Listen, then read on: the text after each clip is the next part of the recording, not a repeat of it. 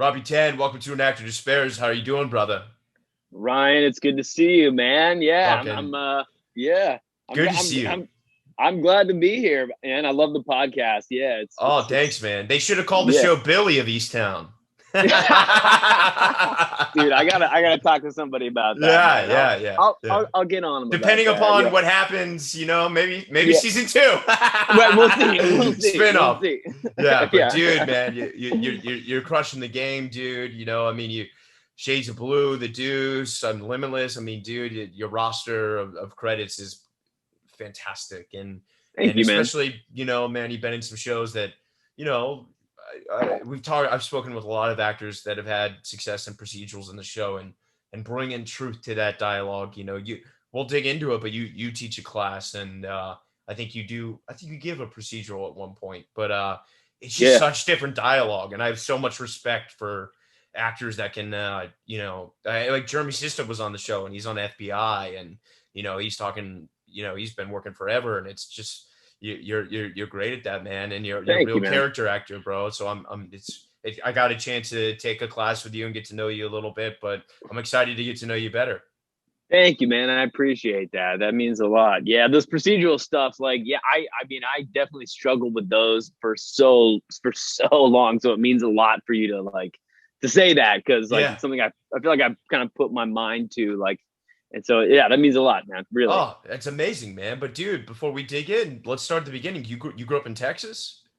I did, yeah. I grew up in Dallas. Yeah, I was born in Houston and lived in Austin for a period of time, and then well, I was adopted, and so the family that I was adopted by was in Dallas. So that's when I made the move from Austin to Dallas, and then I was in Dallas till about the time I was like 18 or 19, and I've been in New York ever since. But yeah, I grew up in Dallas. That's amazing. And then how was that experience? Because it's a pretty conservative place to be, Was that weird? Dude. Dude, I have to tell you, man, like my friends back home, I miss the core group of friends I grew up with. Like around the time that I was like in the seventh, eighth, ninth grade, like those are like my people. But like living in Texas was like a fight for your life, like in terms of Yeah. like your ideals and like things you believe in. And like that was, during like the Bush, years. And Yeah. it was definitely a place I was like, I have a lot of love for the people who I grew up with, but I had no desire to go back. Like I had no desire to be there anymore. So I have fond memories of growing up, but it was definitely, I grew out of being in Dallas. By the time I was like 18 or 19 years old, I was like, I think I've had enough of And this. and you said you were adopted, right? I was, Yeah. yeah, I was. Yeah. Yeah, So yeah, yeah, so yeah. talk to me. I mean, if you don't mind, like, having these parents adopt you, what was that experience like? Because like it usually goes one or two ways. It's great or it's not great. Yeah, man. I Yeah. feel like yeah. I feel like to sort of summarize it, I definitely grown up in Texas, like being adopted, to kind of put it in that framework. I definitely struggled, like, and I was not like a good student, and I definitely got in a lot of trouble. And like Texas, I don't know if you're familiar with it. It's definitely a place where you can get into some trouble, like when you're Yeah. like a like a young person. Like, Wow. we got, so I it was definitely for me something I wasn't necessarily conscious, or sorry, wasn't necessarily conscious of, like being adopted growing up. Something I sort of became more like, oh, this is like a kind of a big piece of myself that's missing, and I didn't really think that much about it until I was like maybe in my early 30s. But growing up there, like now that I look back, I can definitely see that I was like a kid who was having issues rooted in not knowing who I was, like Yeah. not knowing where I came from, like being around people who were nothing like me. I had great parents, but it was So still. they were good to you. That's great. Oh yeah, yeah, Yeah, yeah, yeah, yeah, yeah. yeah. Definitely, and for sure. But yeah, man, it was not necessarily like an easy up childhood, and I didn't make it easy on my parents. Let's put it that Yeah. way. Yeah, I understand, man. I had my own fucking demons as a child. A lot of cop Yeah, yeah. calls, but that's Dude, that's I had some too. So like, Yeah, they, yeah. we Oh can man, connect. that's awesome. We'll have to exchange, when we won't get canceled. But Yeah, right. Okay, great, great, that's great. awesome, man. So tell me, like when having parents, like were they artists? Like how did this whole thing start its way for you? Well, my dad is a jazz musician, and so he was like, he was very artistically driven, and like always like really loved that I was, interested in the arts. But my mom said they actually got divorced when I was 7, so it was kind of like a tale of two lives for me. Like my mom was like very much like you like not into it when I was growing up. Her Yeah. side of the family was like, you should not focus on that at all. Didn't really see necessarily because they cared about me having, making money and having a career. And, they wanted me to be a good student and I wasn't. And so they were like, not necessarily supportive at the beginning. While my dad was always like, we have to make sure like he like, has support to do these kinds of things. So I had kind of a two very different opposing parental ideas of what I should be doing, or if I should be an artist or not, or if I should pursue the arts at all. Yeah. But I actually wasn't really interested in the arts till I was like in high school either. So like I was mainly an athlete till like I was probably maybe 16, 17 years old. And What sport? I played everything. My main sport was baseball, Ah, and I was a pretty good basketball player. And I loved football the most, though. That was probably my favorite nice, man. sport. Yeah, That's but I awesome, was dude. too small, too small. I get it, man. Yeah, How tall are you? I'm 5'7". Oh, okay. I'm 5'10", so I didn't know Hey, you, dude. It's hey, funny. You look so tall in Mare Of I Easttown. do. You like that stairwell shot where you run out. I was like, oh my god, he's like 6 feet. No, dude, I'm a short man. Oh, dude, no, size doesn't matter, bro. It's all fucking how you carry yourself. So that's I awesome. appreciate that. So then, talk to me when you were growing up, and did you do the 50-50? Because my parents were divorced too. Did you half mom, half dad? Yeah, dude, that's exactly what I did. I did the 50-50. I switched houses every week, which was its own unique thing, man. Did I the had same thing, different. dude. I know You it did? well. Yeah, yeah, Yeah. Oh yeah, shit, dude, yeah, that's crazy. yeah. Yeah, it's a lot to switch week to week. Like just as soon as you get settled, I'm sure you know this. Like just as soon as you get settled, it's like everything just like gets upturned and different rules for different houses. I don't know if it was similar for you. Was it? I mean, I mean, I definitely I knew which one I could get away with things in, and the other I yeah, couldn't. Yeah, yeah. yeah, But that's absolutely. awesome. So what I mean, obviously I know Austin's got an incredible cultural hub, and like Dallas, they got a House of Blues and some comedy. But like, where did the artist thing? Who? I mean, obviously your father was a jazz musician, but where? Who's curating your? Like, were you going to the record stores and getting Nirvana? Like, were you going to the movies? What was your experience Yeah. for igniting this? Well, I always at first was a singer first and foremost. So like Oh wow! that's actually how I got into all this. And I started singing, like taking it kind of seriously in about the 7th grade, and I always had a real passion for it. And then as I was saying, I got in a lot of trouble growing up, and like basically, long story short, I ended up figuring out that like I wanted to go to the Arts Magnet High School in Dallas. And Like a so LaGuardia equivalent of ex- Dallas. Yeah. exactly. So like essentially I think that I kind of got isolated from my friends in junior high school and in 7th, 8th, and 9th grade. And I got to this point where it's like, I think I just need to kind of follow this singing thing. So I just auditioned for the school, and I was just very fortunate. Like I auditioned for it during a sophomore year when they, there were only like a few spots open because, some other kids had like left the school, and I auditioned and I got in. It was just kind of on a whim. Like I had it that I wanted to be an artist, but it wasn't like a fully formed thing at that point. But then being at that school, it was very much like that fame thing.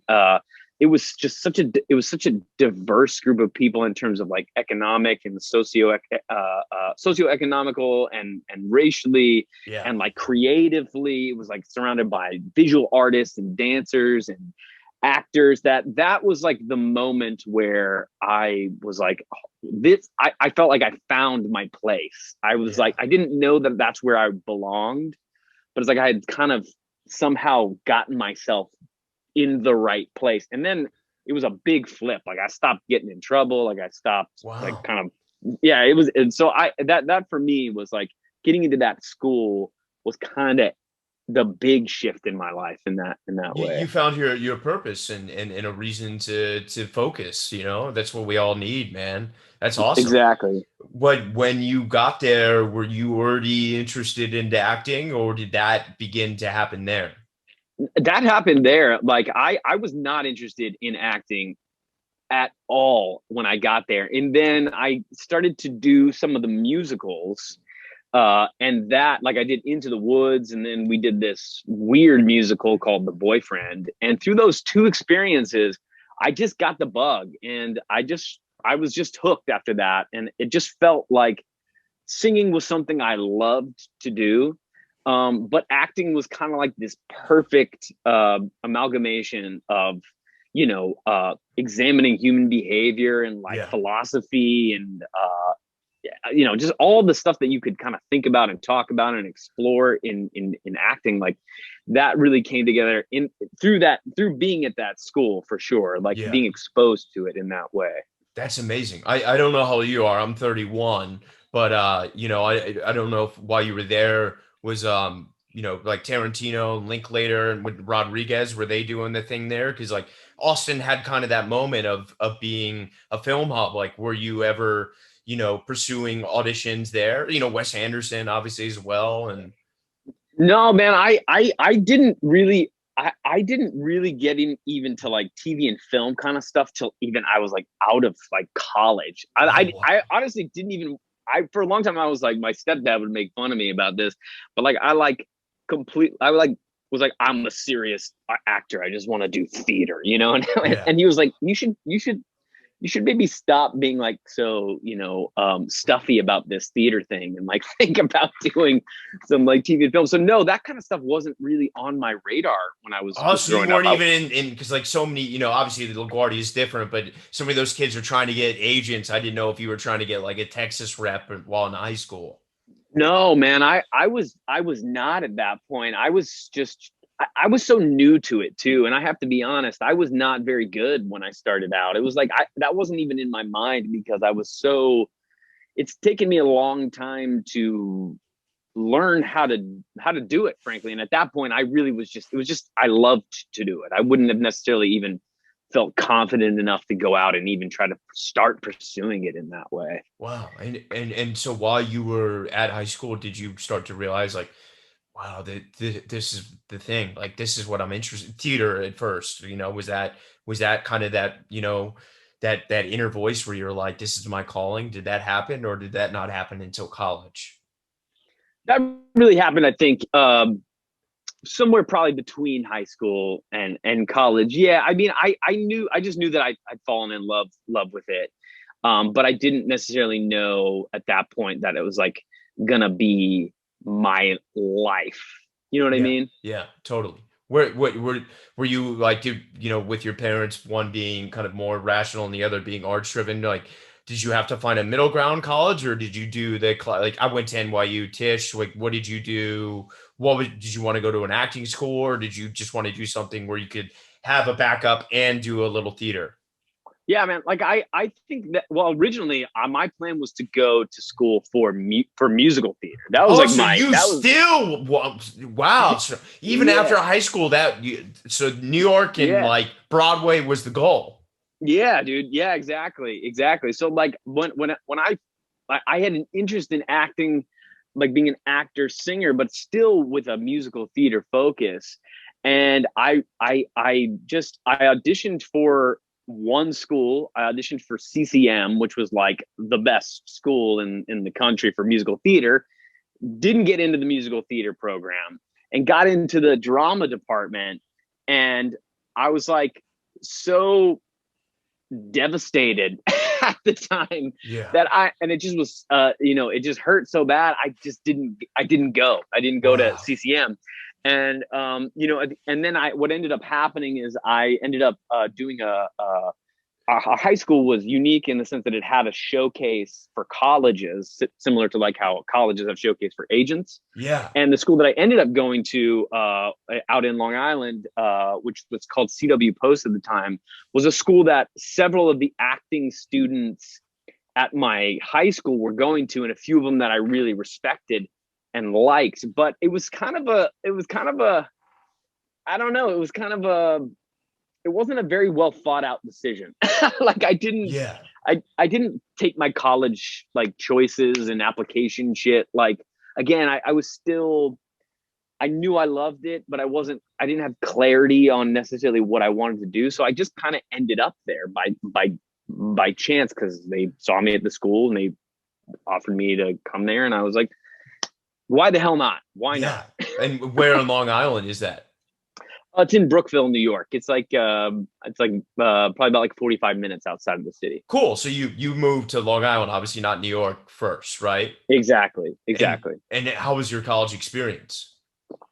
It was great, man. I think that I was fortunate in the sense that if I had gone to like a bigger school, I think I wouldn't have had the opportunity to like stretch my legs. And like I said, I was completely new to acting when I was like 19, 20 years old. So I got to do a lot of stuff that I don't think I would have ever gotten to do if I'd gone to a bigger program or a more, well-known program. We did a lot of really interesting plays. They brought in a lot of directors, like young directors and playwrights who went on to do like a bunch of stuff. They came in when I was like, junior, senior. They brought them in for these play festivals. So I got to work with like a bunch of really cool people before they were anybody. So in some ways, it's a better program than NYU. Fuck, I went to the wrong school, dude. No, you did. No. Yeah. NYU, hey, you're working. I got a podcast, motherfucker. No, man. I do feel like, man, I part of me wishes like, I mean, I love the school I went to, but I would love to have something like NYU on my resume or like one of those schools. You know what I mean? Doesn't mean shit, man. They are like, oh, that's cool. Enjoy the debt. Yeah, that's right. That's right. So while you were there, man, then getting that experience, I mean, I talk about this with actors all the time. When you're in college, you just don't know how young you are. You think because you're moving and you're becoming an adult, like I'm 18, I'm moving, I'm leaving the home, but you just don't know. So like, for me, when I went to NYU, a lot of things happened and I wasn't that serious about my acting. When you got there, being ambivalent about even doing acting versus musical theater, how did it start to open up its way to being like, oh, I do love acting?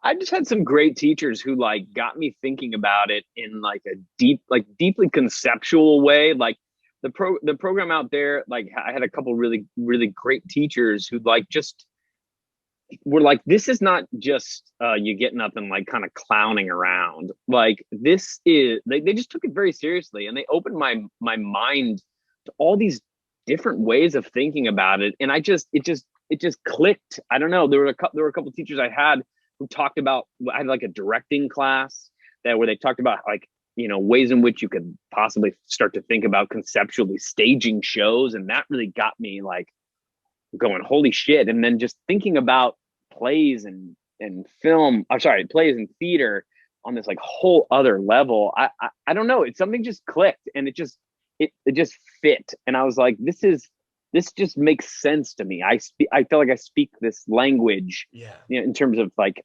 what shows, how to talk about shows. Like, I don't know. It just, something made sense. I can't explain it any other way than that, really, I guess. No, man, that beautifully summarizes it. And that kind of brings me to my question that I asked you earlier at high school.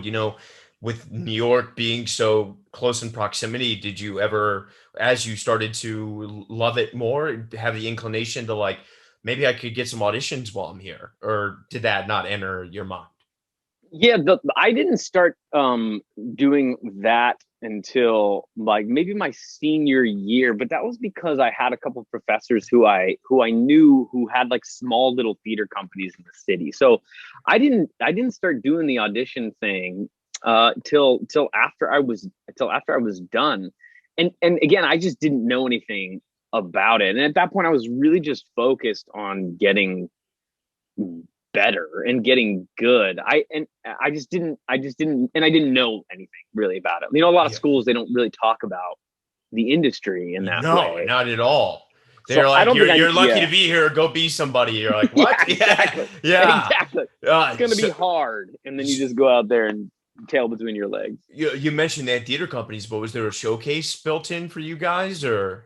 There was a showcase, but at that time it was nothing. And I got really lucky because one of the people who directed out in Louisville uh, used to run the apprentice program at the Actors Theater of Louisville. And that's actually where my career kind of, well, actually, that is where my career like took a step up and kind of I was able to find representation because she recommended me to that program.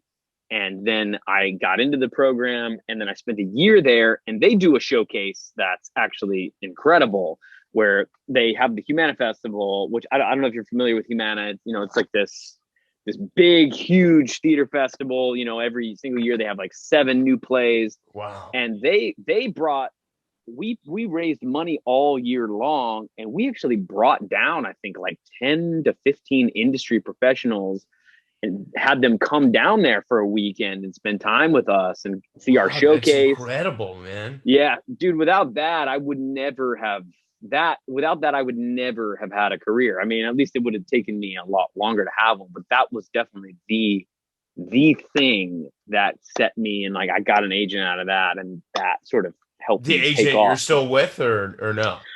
No, he's retired since then, but the agent who I got a bunch of my first gigs with working in regional theater to start and a couple of my first TV gigs. So Wow. So, so did you move back to New York after Louisville then to work with this agent?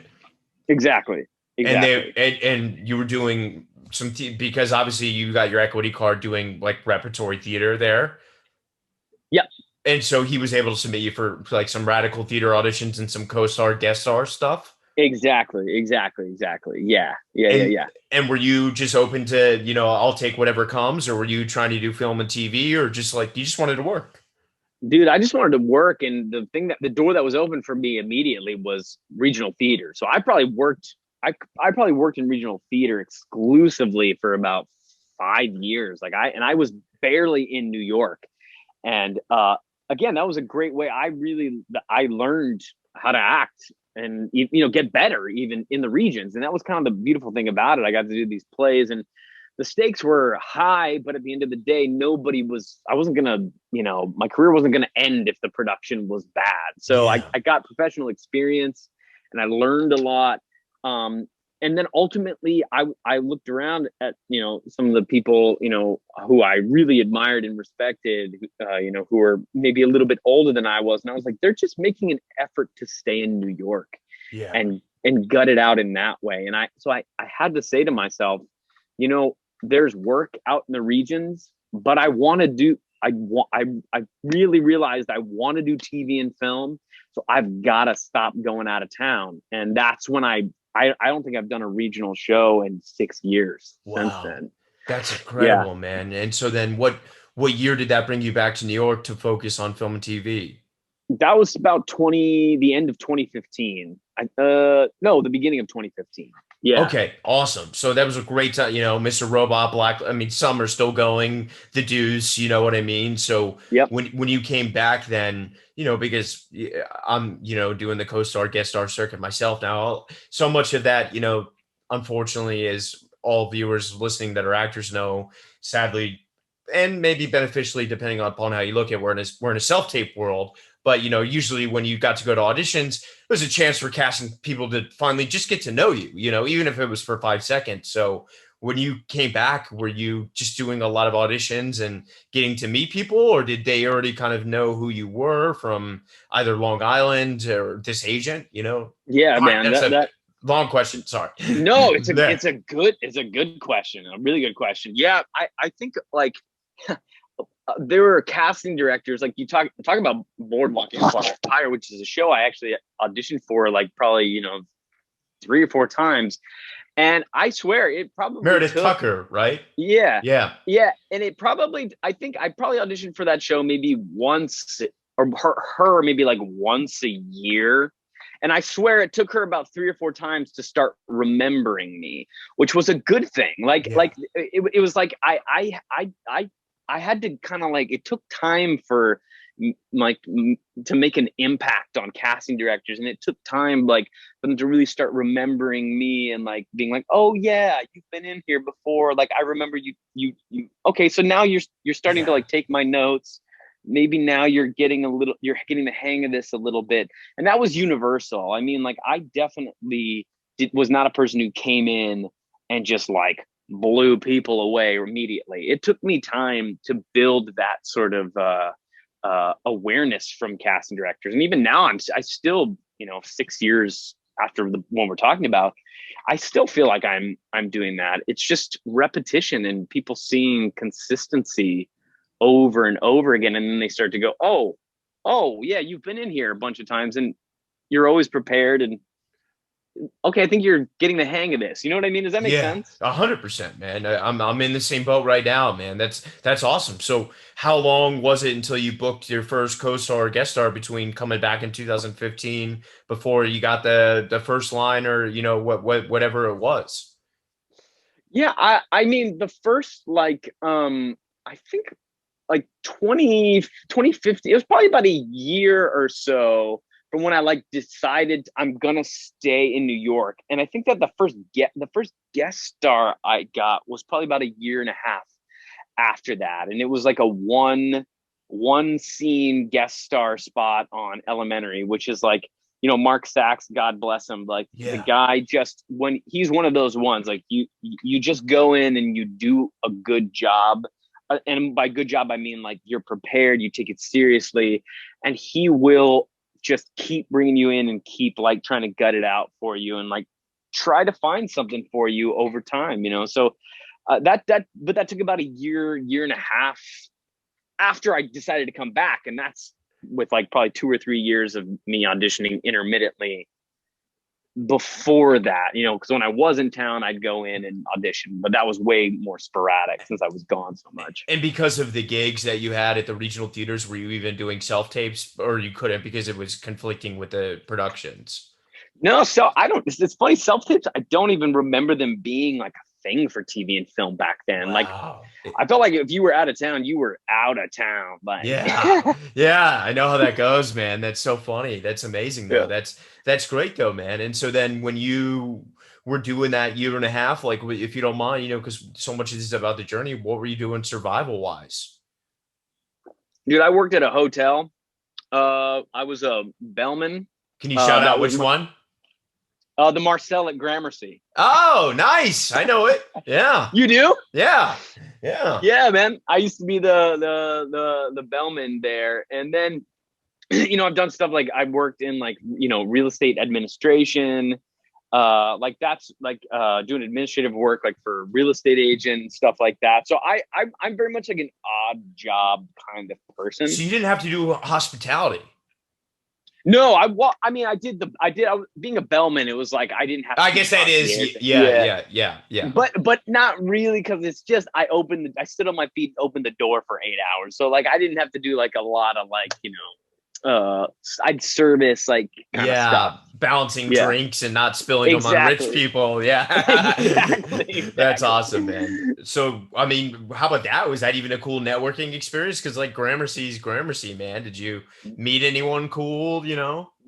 Dude, I loved the guys who worked at the door. It was actually it's like a nightclub. I don't know if it's still even the case anymore, but it's like a nightclub downstairs. Yeah, it used to be. It was like Polar, right? Yeah, dude, that's exactly right. I used to be the douchebag promoter at Polar. Get the fuck out of here. Yeah, they got that little like LED fireplace in the lobby, and then you go down the side. No, dude. So I loved working there. I loved the dudes who worked at the door. I've stayed at Hotel Tonight. Shout out many times. Get out of here, man. That's crazy. Yeah. Yeah, man. I actually used to trade that job with a buddy of mine who was also an actor. So like when I would go out of town, a lot of times he'd come back from a gig and he'd take that job. He'd take the bellman job. So we actually kind of swapped it. Oh, and they were cool with that? Yeah. So cool, man. Dude, it was great, man. Yeah, Polar, that throws me back. I remember one time some guy just paid me like $100 to make sure his car didn't get towed. Like that was the vibe. It was like, make sure nobody takes this car. I was like, you're good, man. Did he illegally park even, or? Yes. Yeah. Okay. Yes. All right. Cool. Well, you deserve that money, man. Maybe double. Thanks, man. Well, thank you. That's amazing, dude. That's probably really funny if he's watching the show. He's like, oh, I know that. So then, you get Mark Sachs, you get that, man, and then what was the next one? Was that Shades of Blue?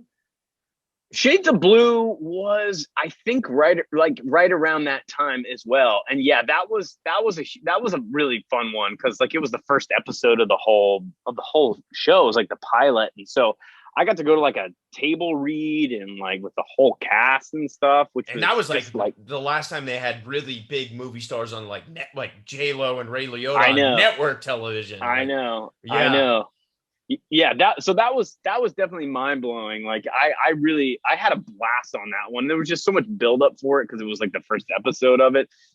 So and I was like kind of in and out of. I wasn't in the whole episode, but I was kind of in and out of that episode. So I mean that for me was every job. I mean, you're like holy shit! Like thank God I'm working. You know what I mean? But that one was particularly was a very fun one for sure. Yeah, that's awesome, man. And I'm so jealous you can grow a beard and you cut your hair because you're a character actor and it's amazing, man. And you can really, mean everything you change and it's just like, Preacher to Limitless. It's just like, just a little bit. It's just amazing how different it changes you. So I'm curious, thanks, it's so, one of the things I talk about in this podcast is like, we're lucky enough to get any part, but to be remembered from not the biggest part is like the coup of great acting. And you're great. You're incredible at that, man. And now you're obviously getting the roles you deserve, but like for you and for the actors listening audition wise and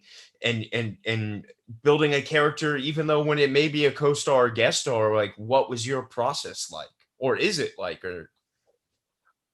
That's a good question. Oh man. I mean, I think that for me, in terms of just how I always thought about it, was like, I just always thought about how the story needs to be served. Like, how can I especially with co-stars and guest stars, like knowing in a sense, like it's not my story, which kind of opened up this whole lane of like, of what I knew I kind of had to build and create in order to make the story, happen. So I've always just, that's typically how I think about it. Is like, how do I fit? Like, how do I kind of be the role player here and do the like utility job and just fill this role out as much as I possibly can and try to make it as, dynamic as I possibly can. That's really for me, like how I kind of approach everything. I very much look at the whole picture and then go, how do I fit into this? What's the story? And how do I make the story itself better? Yeah. And it all kind of comes through that. And did you ever work with a coach, or do you ever? Not because well, that's actually not true. Anytime I've gone in for something, there's a great coach who's a really good friend of mine named Andrea Siri. Oh, I haven't heard of her. Tell me more. She's amazing. She's like she's an on-set coach, and she's an incredible actress, and coaches a bunch of like some friends of mine who are really good. But I always use her anytime I have to play somebody who's like a real person. Like I've had to audition for like Charles Manson. And that for me for is like Tarantino or for something or for Mindhunter. Got it. But if the same guy played it. Yeah, exactly. That guy cornered the fucking audience. Yeah. Yeah. No, but anytime I have to, I've had to do that a few times where I have to go in and play somebody who's like real, and I always need a sort of a second eye on that, because that to me is the hardest challenge. Because I like to really try as best I can, and I don't know if it's always successful, but I try to take an authentic approach to my work. So like to kind of fit into this mold of like being like a real life person, it puts me in this kind of uncomfortable place where I'm like, can you tell me if this is half decent? Because I feel like it looks so fake, Yeah. because you kind of have to almost do a level of impersonation. So Yeah. that's really when I go to a coach. It's like, I have no sense of what's going on in this, and I really need you to uh, guide That's me here. beautiful, man. That's awesome. And then you did a couple, like, you did playwrights and a few Broadway things as well, right? I've done a lot of off Broadway stuff, and I did like a Broadway lab, like of a musical. Interestingly enough, Awesome. but All comes full yeah, circle. it all comes full circle, man. Yeah, yeah, that was a trip for sure. That's awesome, dude. And then as you started racking up these credits, did you then begin to, obviously I know your manager Bernard, like did you ever have to do the one-on-one grind, or like how did Bernard come into play? Well, like I said, I had an agent who got me a gig out at Berkeley Rep doing a new play. And Bernard had a client in that show. And Bernard, being the great manager and an involved manager that Bernard is, came all the way out to Berkeley to see the show. Yeah. And so that's how I met Bernard. Bernard saw this play, and we met through that, and started working together. And that's been, geez, that was 2012 or 13. So that's been like 8 years we've been working together. So and with Bernard, I mean, I've just been lucky. Like we've had like, a long time together at this point, and it's just, I've been fortunate in that it's worked out so beautifully. He's just very supportive, and has always like had been very collaborative, and always is invested in what I'm doing, and excited about it. So I've been lucky in that way. Bernard's been a blessing, but not every. I'm very aware that not every actor's fortunate enough, especially with managers, to have that kind of like Yeah, so hard to find, man. reliability. Yeah. Yeah, that's beautiful though, man. Good for you. And as you were, starting to build these credits, then were you able to stop doing the day jobs? Well, yes and no. I mean, I still teach. I mean, I teach at the university level. Still, I Oh, mean, I where taught where through this. where at? Yeah. Well, I teach at LIU now, my alumni, and then I also teach at New York Conservatory for the Dramatic Arts. Awesome, Um, man. and so I started doing that mainly because I was like, I have this acting thing. It's just too unpredictable, and the opportunity kind of fell in my lap to start teaching. And I was like, let me just do this. And I have to say, it's been a blessing, because anytime I teach acting for TV, like basic acting. I teach auditioning, at the university level. And it's just me throughout COVID has kept me fully engaged in acting, talking Yeah. about acting, like being in the lab, like working with actors. Like I very much use it as an opportunity to teach, and also to sort of explore for my own work as well. It's like very much a lab for me. So I kind of see it as this thing. Like I don't think I ever want to stop doing it. Like it's my version of class to a degree. Yeah. I very much enjoy it. So I've just I maintained that job, and I probably no matter what happens, will try everything I can to maintain that job. That's so beautiful. I love that, man. I just had Coleman Domingo on, is also a teacher, Yeah. and Oh yeah. Yeah. yeah, He's yeah, yeah, amazing. Yeah. yeah, great dude, man. But that's so beautiful, brother. Talk to me. Was that tough transitioning to the digital space, teaching this, for all the actors listening? Because like we're all, doing self tapes digitally now. So like, any words of wisdom you might have for those listening? In terms of like classes and stuff like that? Doing classes in the digital space. It's just hard, it just doesn't feel the same as the in-person thing, It's not the same. And I think that like, that's okay. I was fortunate it was a struggle, but we were in person actually for most of the year, which you were? Yeah, man. Oh, yeah. wow. Yeah. Which back in September sounded like a psychotic idea. So but it was a little bit of a hybrid. Like if I had a class, I would have half of them in person, half of them on Zoom at the same time. They got to choose. Well, they did like we did with our parents, man. They would like switch every week. 1 week they'd be at home, and 1 week they'd be in the classroom. Oh, wait, is it young adults then you're teaching? Yeah, college. Yeah, like. Oh, okay, got it. Awesome. Okay, kill. So, it was always harder with the kids on Zoom, I have to tell you, because it's easy to get distracted, man. You got your computer, you got like you got the mute button, you can check the video on. Yeah. You can like go grab a drink. Like my advice is like, go easy on yourself with it. Like, don't judge yourself too harshly with it, because it's almost asking the impossible. And like, I think it's a beautiful thing. We're all trying to continue to learn and make it happen on Zoom. But I think the worst thing is like people get down on themselves. Like, why am I not into this class? Or like, why am I not, feel like I'm like, static or not growing. That's the medium. And that's been the really hard part about this whole situation. And I hope people are forgiving of themselves if they feel that way. Yeah. You're not unmotivated.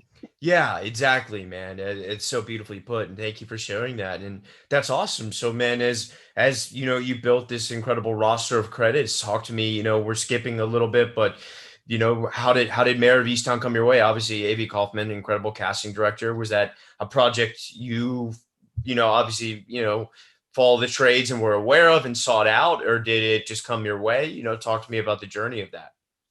AV has been somebody who has, like I was sort of saying earlier, somebody who I've just built a relationship going in for over the years. Like, she cast me in a very small role in a feature film, like maybe in around 2014, around that time.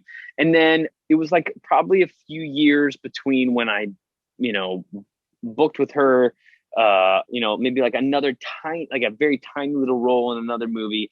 And I think it's just, she's been one of those people who I feel like has been bringing me in, watching me kind of like figure this out, and has like very much curated the growth in a lot of ways. There were times I didn't see her for like a year, 2 years even. Wow. Going for her. And then over the last couple of years, as I've gotten a little bit older and maybe aged into more of the stuff that she's done, she's just been bringing me in. And this was another example. Like, this took time to cultivate this relationship. And then Bernard and my agent Remy, they sent me this audition, and for Billy. Yeah, exactly, for Billy. And I did the audition, and in person or self-tape? In person. Nice. In person. Awesome. This is like September of 2019. So this was like right before COVID existed. But yeah, it was just in person, and it was just one audition, which is honestly insane when I think about it. Like, wait, and you booked it? Yeah, just one audition. Which is crazy when I think of the times that Shades of Blue. Was it pilot or ordered to series right away?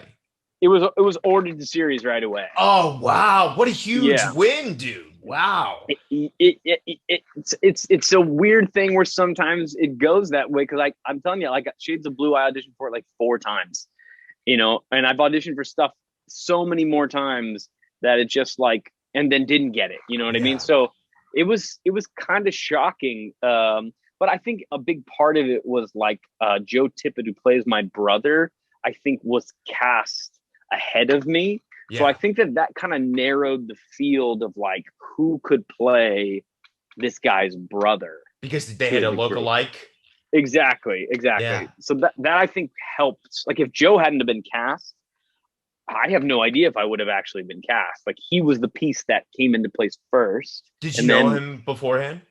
didn't know Joe at all. Yeah, Wow, so beautiful, man. That's so congratulations, dude. That's like thanks, dude. hole in one, man. You never hear I know, about that, I man. know, I I think know, I I think know. that's actually a first for this podcast. Oh, really? Yeah, I did it. 152 episodes in, dude. That's awesome. Woo. So were you over the moon obviously when that happened? You know, I Well, mean Kate Winslet, you know, my friend I'm friends with Sosie Bacon. oh, cool, man. Um Yeah, uh, yeah, yeah. She's uh amazing. you know, man, that's I know Evan a little bit, man. That's Yeah. was that dude means what a I mean, and some of the best New York actors one could ever dream of, all in one cast. Yeah, dude. Well, I didn't know anything about the part when I auditioned. That's the weird thing. Is Oh, like was it like they NDA secret project, like Marvel yeah, dude. style?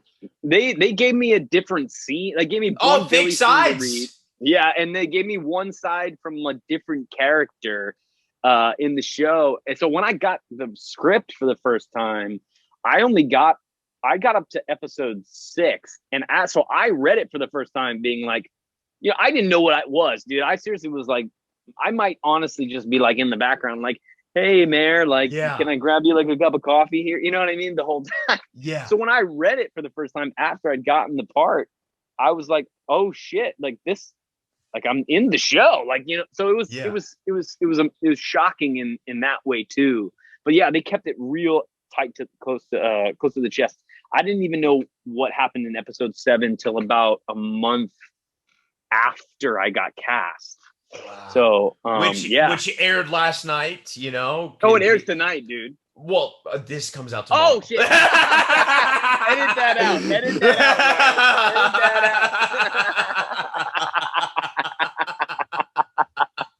Edit that out. Well, let me look at what 51. All right, I'll edit that. Yeah. So shit. So it aired tonight. Wow, what an ending, man. How is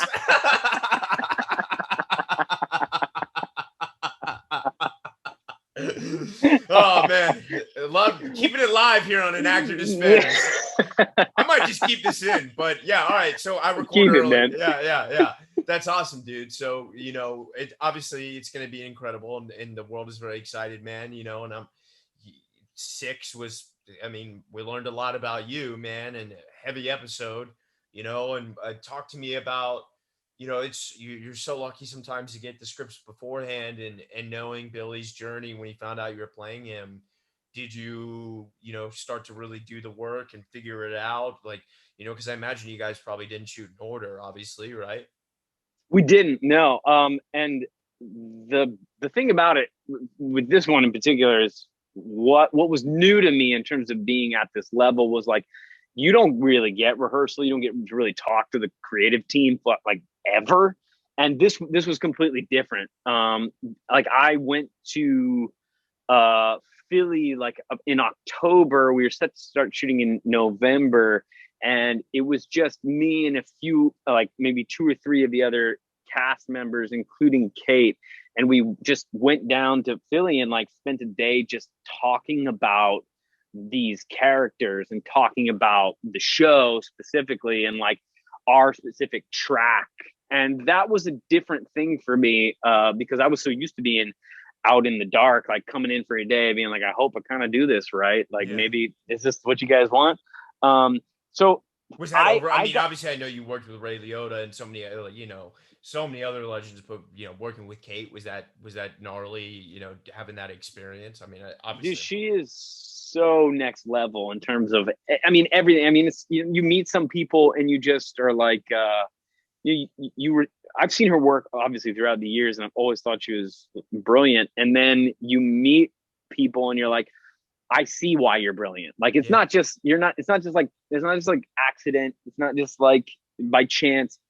She is a brilliant person and like just a genuinely good, kind, like thoughtful, smart person. So it's something I will never forget, and I will draw upon that experience working with her in everything that I do going forward, because she's special for a reason.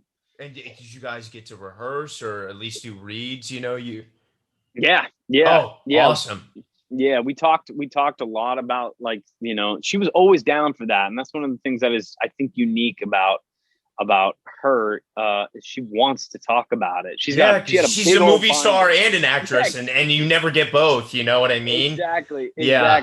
exactly. Yeah, she carried around this binder. I'm not kidding. It was like about, like 12 inches thick. It was just like all of her book work. She'd carry it, in every scene she'd flip. She had her dialect work. She had her, like, I've never seen anybody with that much book work in my life. It was Wow, I amazing. love that, Yeah, man. And that yeah, must have really inspired you, and obviously being in a scene with someone like that, just being with any good actor elevates your game. You're like, oh, this motherfucker. All yeah, right. You know what I yeah, mean? yeah. Exactly, So, exactly. so, I mean, was it, because you guys got shut down from the pandemic, right? Yes, we did. How Yes, far we along did. were you? We had about 2 months left to shoot. Like, my entire, like, almost everything in episode 6 and part of episode no, all of episode 2 for me was not done before the pandemic. So Wow. it was like, yeah, so it was, but it really, well, first of all, coming back, the production was amazing. Like, HBO deserves, and the production team, like the producers, everybody, the drivers, everybody deserves like a gold medal for making that thing happen. Cause I think we were on the only productions in Philadelphia. There were a few going on. We were the only one that did not get shut down ever. Like, the way people came together on that, and like, just, the testing system was so next level in terms of making sure that thing got completed. So it was a challenge. I mean, like, a lot of it too, like, I was on set with people and I hadn't talked to another human really in like Yeah. 6 months, and suddenly you're thrust into this environment. So there's a lot of social, cues you're not picking up on, and ways in which you're talking. You're like a very raw person. But I mean, I'm one of the luckiest people because I had that to hang on to during COVID. Like, I Yeah. knew we were going to come back. Well, not for sure. There was a point where I was like, we might not finish this, but I had that during COVID, and a lot of people didn't. And I was very aware of how fortunate I was to have something like, okay, I have something I can go back to Yeah, that you can had a give me some. lighthouse that you knew one day you'd get to sail home. Exactly. So that was very fortunate for Well, me, and I'm very aware of that. that's you're incredible, man, and for those that aren't familiar, and I apologize to the actors that listening are, on a show like that, on episodics you shoot, an episode, and then you get the next script, and then you shoot that episode, 7 to 10 or 2 weeks. But on a series like this, in Peaky Blinders, you get all the scripts beforehand and you shoot out of order. So for your character, obviously, spoiler alert for we've already, knowing where he ends up and shooting out of order, how did you, Robbie, and as an actor, always make the conscious effort to not play the end at the beginning, which I know is just a very obvious question, but it would be so hard, I think, sometimes just to keep track of, like, okay, we're here in this scene. I don't know this yet, and they don't know that, Yeah. like, Yeah. No, that's a great question. I think I was really nervous about that for exactly the reason you're like pointing out. I think it actually played to my benefit because it helped kind of pull away from one of my weaknesses, I think, as an actor, which is like, I tend to over prepare to the point where I'm like working way too hard. yeah, Like, I tend to, and like in my work can, like, I think at times look like I'm doing way too much work. I'm acting a little bit too much in this. And so I think it just kind of forced me to be like, this is all that's happening in this scene. This is all it's about. I'm not going to worry about what's going on in episode 6. I'm not going to worry what's going on in episode 3.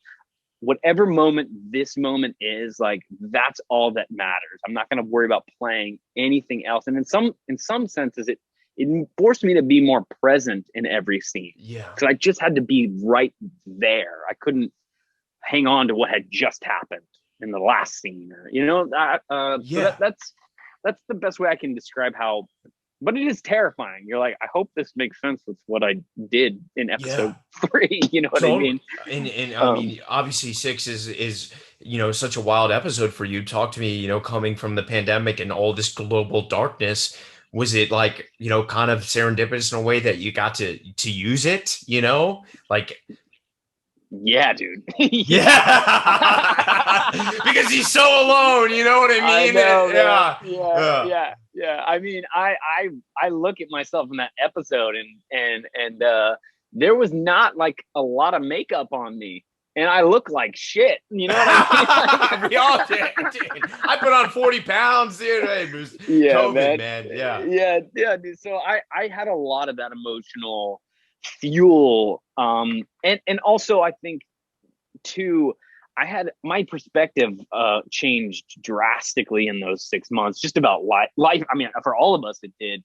And I think that if I had done those scenes probably 6 months earlier, I would have been really tight, and I would have been really like nervous and scared, like I was going to blow it. But after 6 months of COVID and seeing how easily everything could fall apart, I was like, and this feeling of like knowing how quickly it could all end, Yeah. I was like, this may be it. This Yeah. may be it for me. Like, I know life's going to start up again, people say, but at that point, it was like, this may be the last time I get to act, like, Yeah.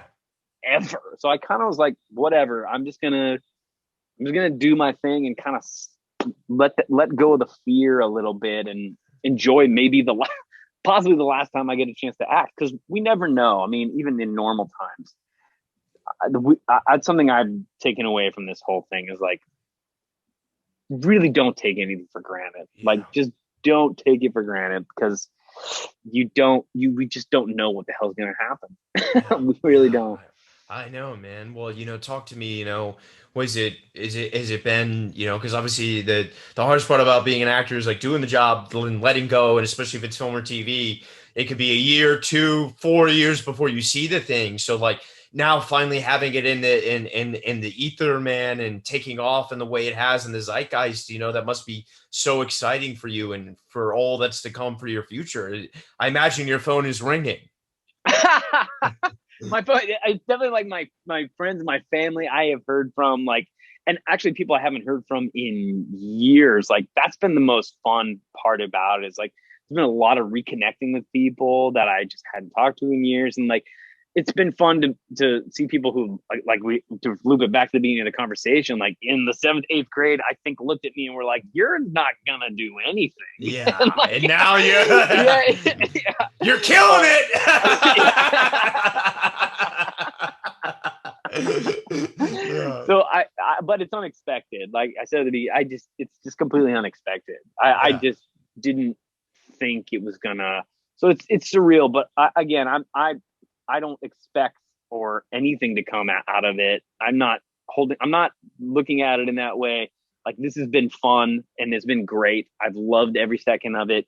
But I know this business well enough to know that, like, I'm gonna have to grind it out. I am grinding it out still, grinding out tomorrow. Gonna have to go in an audition, like, still prove myself. So I'm enjoying the moment, but not like in any sense. My feet are very much on the ground about it, because Well, I appreciate the humility, man. I mean, it's imperative, and that's what's going to lead to your continued success, brother. You know what I mean? It's the motherfuckers that get trapped up in the self obsession and the glory of it all that lose sight of the beauty of the work and the magic and just getting the chance to do what we love for a living. Yeah, it's true. Just to work. I mean, like, at the end of the day, that's the most important thing. Like, I think we all just want to work. Like, we want to do the thing we love to do. That's really all that matters. And if people enjoy it, that's a huge blessing. But we always want to work. Yeah, I'm trying to find the work myself, man, on that audition Yeah. grind. So it's awesome, man, and I love that, dude. And dude, I'm so proud of you, man. And Thanks, amazing man. things are come. And final few questions, man. I know you sort of just answered one because you did have Mare, but during the pandemic, for the other actors listening that didn't have hope, that some didn't have an agent or manager yet, and some didn't have a relationship, like, what kept you inspired outside of knowing you had Mare hopefully to come back to? What kept you going? I think that well, for a while there, it was definitely like I have no inspiration. I think we were all just like in panicking, right? And Yeah. so that was like a huge part of the first few months.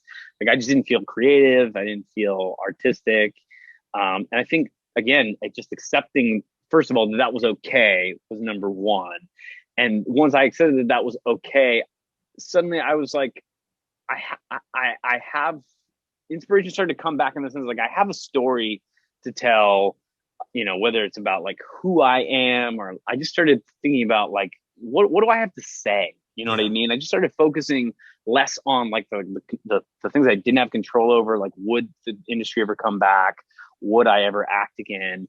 And I just kind of refocused in like on writing and thinking about like the stories that were important to me and like how what I wanted to get better at, and you know, watched a lot of TV and film and just was like I'm a big watcher and like and try to figure out what are people doing that I can take from them and Yeah. try to get better. So I just kind of refocused on the things that I loved about it. And that sort of in a I don't know if that's a great answer to your question, but that No, sort it of is, helped man. me stay inspired and focused on all the things that I could control, which is my love of the thing and Yeah. not the shit that was out of our control, you know? And to the young, wild Robbie and Ryan's out there still trying to figure this thing out and are interested in this, any words of wisdom to the actors listening? I know it's a heavy question, but anything helps, man. Yeah. Yeah. I think that a lot of times, like, even as an adult now, like a big part of it was when I was acting out or like when I was like being a wild child and like getting into trouble, I wish that I would have had the sort of self-awareness to go, why am I really doing this? Like what is this really about? And that's not and that's not something that's easy to do as a young person. In fact, it's like one of the hardest things to do as a young Yeah. person is to like take a second and be self-reflective. But underneath like all the shit that I was doing and that I was going through, there was like there was something that I wasn't kind of like dealing with, you Yeah. know, wrestling with. And I all of those distractions and things that I was getting into trouble for, they were coming out of a place of like, hey, there's some stuff in your life you gotta like almost go to therapy for, you know what I Yeah. mean? Yeah. Not, and maybe not even in the traditional sense, but like your own sense of like therapy, whatever that is for you. So if I could give myself any piece of advice, it'd be like, hey, slow down, like what's really going on here, you know, Yeah. and to look at what's at the core of all Yeah. Beautiful, man. I can't think of a better way to end. Robbie Tan, thank you for coming on, dude. And Thanks, Brian. let's do this again next project, brother. Yeah, man. Thank you so much for having me, Ryan. I really enjoy the podcast a lot. Yeah, dude, anytime. To be continued, okay? Yeah.